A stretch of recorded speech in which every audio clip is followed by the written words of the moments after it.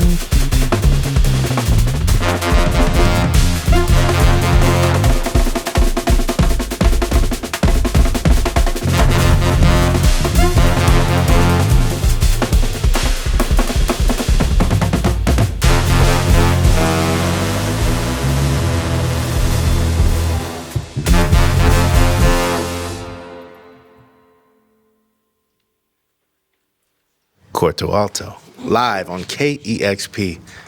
Gentlemen, thank you for being here. Thank you so much for having us. Absolutely. Man, you guys are really locked in.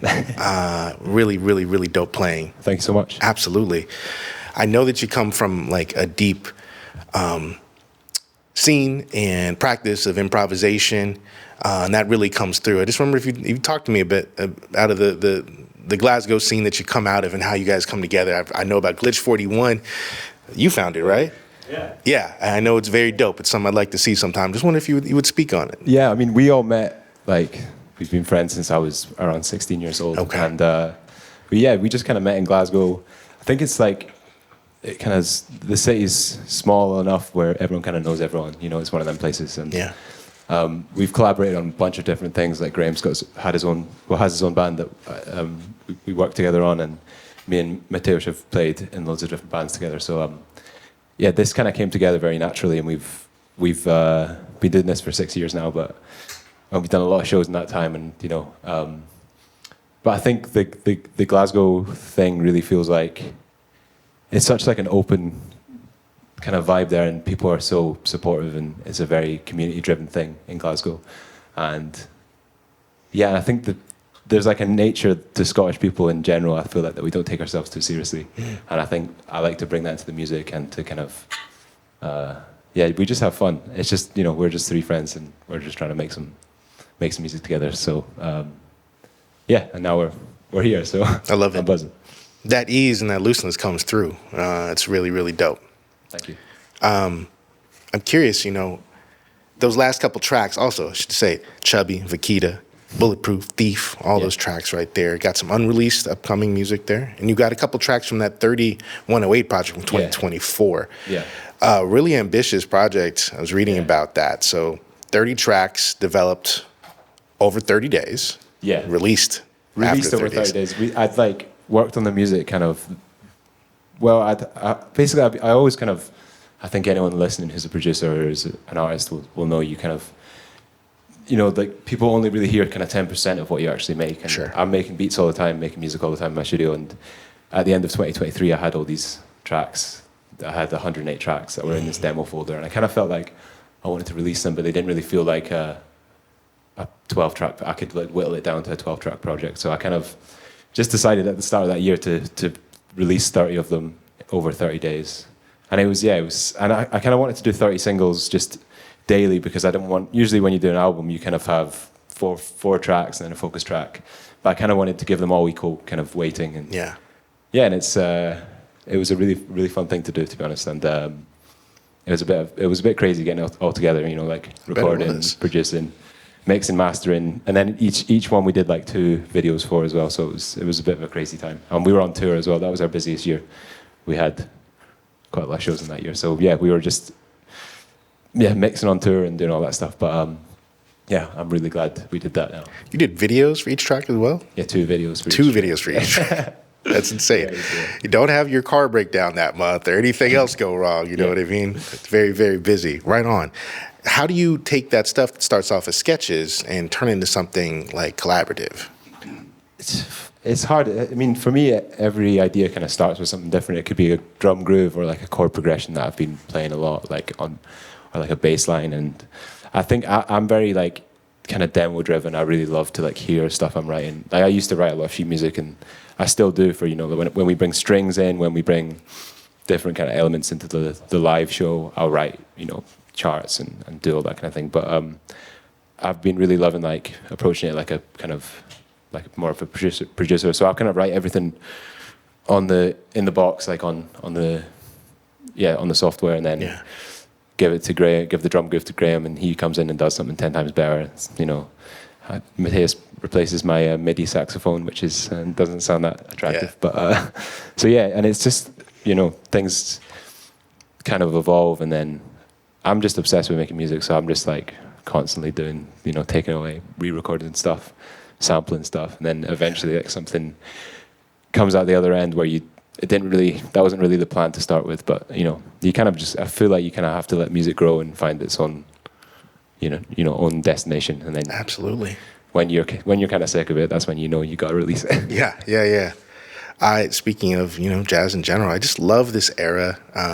Younger cats like yourself taking up the mantle, filtering it through the influences that you've naturally gotten. I mean, you have this very producerial approach to it. It's very like hip hop, electronic focus starting. It really comes through, and it's a nice stark contrast. That like very modern approach to get it. Trombone, which is like kind of an old fashioned instrument. I love and always will, and it sounds great. I just love that approach, and I just wonder if is it a challenge to kind of synthesize analog and those kind of digital elements in the box? I think not really. I think for me, I love so much about jazz and improvisation and playing over changes and all that kind of, and playing standards, and that's kind of what I grew up doing. But I also equally love beat making and sampling and sound design and synthesizers and all this other stuff.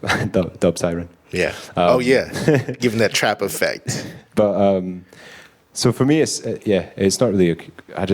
It's all the kind of things I love together, and that's all I really want to do, but it's all I really can do, as an artist. I think you just got to go with your gut and go with things that, the sounds that you kind of like to blend. But I think, we have like this kind of interesting hybrid of lots of different genres. But that's kind of what I love about this project, because we can go to, play at a jazz festival, and then we played, like last year, we played one of the main stages at Glastonbury and made like more of a party vibe. And I think it's really fun that we can go to different spots and, kind of shapeshift. And that's a real treat. So absolutely. Those skills you kind of picked up, is there, music education is like, it's kind of a thing in decline, certainly in the States. Do you have kind of a stronger presence of people getting schooled in music? Well, I think what's the beautiful thing about Scotland is that university is free for everyone who's Scottish.